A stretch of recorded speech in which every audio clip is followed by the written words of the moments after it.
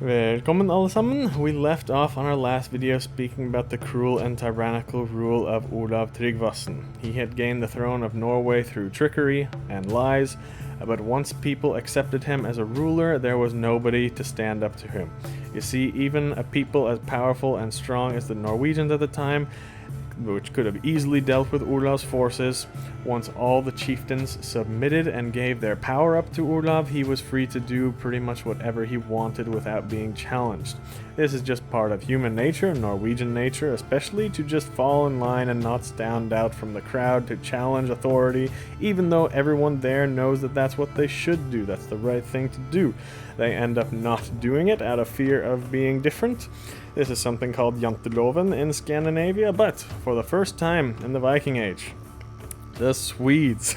The Swedes were coming to the rescue, and they would end up initiating the events that would save all of us. You see, the Swedes were not under control by Olaf or the church.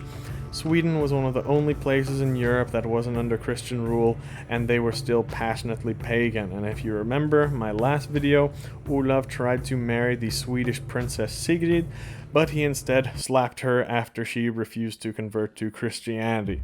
This enraged every Swede to the point where they wanted to wage war upon Olaf, but they couldn't do it alone. So the Swedish king, Olaf Skötkonung, he sent out a plea for allegiance, because there were many others who wanted Olaf Tryggvason gone as well. So the Swedes' first allegiance was the Danes and their new great king Svein Forkbeard.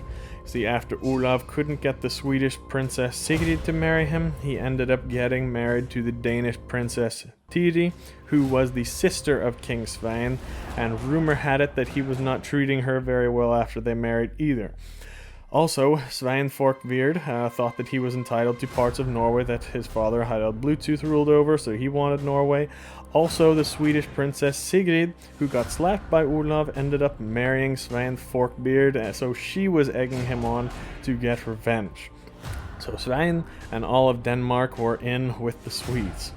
Also, there were a few Norwegians left with some balls and not afraid to stand up for what's right. The son of Jarl Håkon was named Jarl Eirik, and all of his warriors from Lade would join forces with the Swedes and the Danes against Olaf. Olaf had heard about this, and he knew he was in trouble. There was a big force coming to get him, so he sailed down with his fleet with plans of invading Denmark, but first he would stop to gain support of his allies, King Borislav and his friends in Wendland, which is modern-day northern Poland area. So we got reinforcements there, and he sailed back to Denmark with a large fleet of Norwegians, Vends, and also Vikings, the legendary elite mercenaries. But to Olaf's surprise, he was intercepted along the way by a much larger fleet of Swedes, Danes, and the Norwegian Eirik and his warriors of Lade.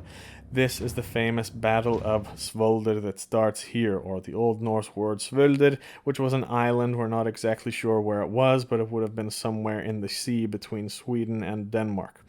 Olaf had a pretty good sized fleet of 11 ships, 500 to 600 men maybe, but according to other sources he could have had a fleet as large as 70 ships possibly. Either way, he was against a larger force and was about to be decimated. At one of the few times in the Viking Age we had Denmark, Sweden, and Norway uniting, and they were a total of 70 to 80 ships.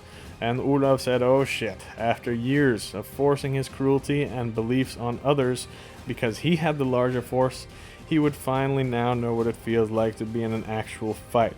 Like I said, depending on the source, it could have been an even fight, or they could have been outnumbered as much as 8 to 1. To be fair though, Olaf was brave to his last breath in this battle. Multiple sources mention how he could have possibly escaped this attack by rowing away. He did have the ship Ormenlangi, the Long Serpent, which was the best ship ever built at the time, but Olaf refused to flee. He was gonna fight. And even in certain death, he was shouting insults to the imposing forces, talking shit to the Danes, like, oh Danes, these forest goats will never overcome us, for the Danes have the courage of goats. We will not fear them because the Danes have never carried off the victory if they fought on ships. And that was true. The Danes could have never won a battle against the Norwegians, at sea that is. Even though the many times they were a larger force, the Norwegians never lost a battle at sea.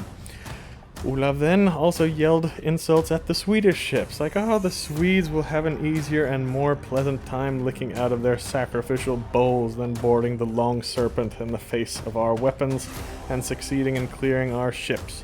I suspect that we will not need to fear those horse eaters. But when Olaf saw that Jarl Eirik was there too, from Norway, even though he was the smallest force with his only handful of ships and men from Lade, Olaf said, oh shit. And then he shouts commands at his men, get the Norwegians! Get the Norwegians! Don't worry about the Swedes or the Danes. Focus on Jarl Eirik and his men from Lade, because they are Norwegians like us. Those are the ones to fear.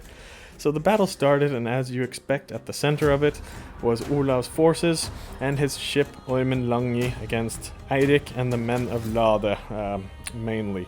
A common tactic from leaders experienced in naval warfare at the time. Olaf lashed all of his ships together with his ship Wendland in the center, which was the largest and tallest. This minimized the numbers disadvantage and gave them a platform to shoot arrows and spears from, turning it into a floating fortress basically. And according to accounts, it went as expected, with the Danes and Swedes crashing all into the wrong places and suffering heavy casualties.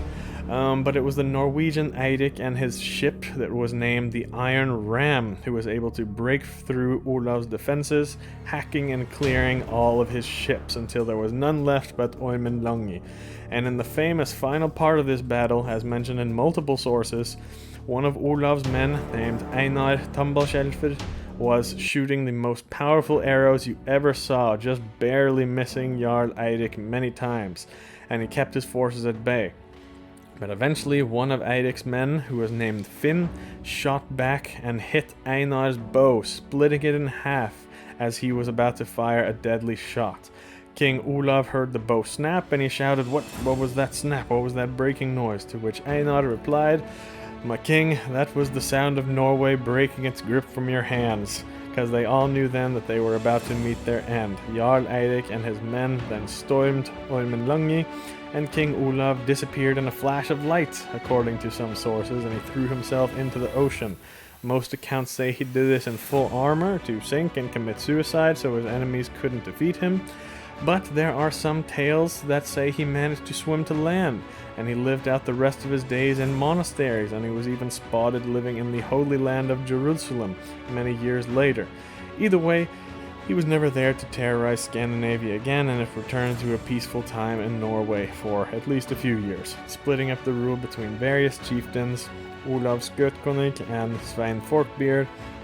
Norway officially converted to Christianity willingly at the time, but it was agreed that people be free to believe in whatever religion they want, and pagans would not be persecuted any longer. This only lasted about 15 years though, before another tyrannical king came in and took over. He was also named Olaf Eiríksson, but that is a story for another day.